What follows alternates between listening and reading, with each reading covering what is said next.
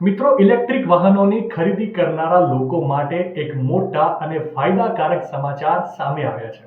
જે મુજબ કેન્દ્ર સરકારે ઇલેક્ટ્રિક વાહનોને પ્રોત્સાહન આપવા માટે પોતાની મહત્વાકાંક્ષી યોજના PM E-ડ્રાઈવ યોજનાને માર્ચ 2026 થી 2028 સુધી માટે લંબાવી છે. જેમાં સરકારે ઇલેક્ટ્રિક ટુ વ્હીલર માટે સબસિડીની સમય મર્યાદા 31 જુલાઈ 2026 સુધી વધારી છે. જોકે સબસિડીની રકમમાં ઘટાડો કરવામાં આવ્યો છે. હવે ગ્રાહકોને ₹2,500 પ્રતિ કિલોવોટ મુજબ સબસિડી મળશે અને એક વાહન પર મહત્તમ ₹5,000ની છૂટ મળશે. આ લાભ માત્ર તેવા ઇલેક્ટ્રિક સ્કૂટર અને બાઇક પર મળશે કે જેમની એક્સ ફેક્ટરી કિંમત ₹1.5 લાખ કરતા ઓછી હશે.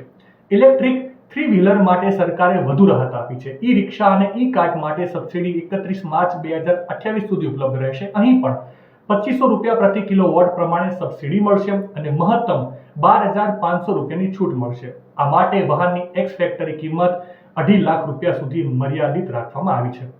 આ પહેલનો મુખ્ય ઉદ્દેશ પ્રદૂષણ ઘટાડો અને દેશને નેટ ઝીરો ઉત્સર્જન તરફ આગળ વધારવાનો છે. માહિતી સારી લાગી હોય તો રીલને વધારે શેર કરજો અને આવી જ અવનવી માહિતી માટે સંદેશ ડિજિટલ સાથે જોડાયેલા રહેજો.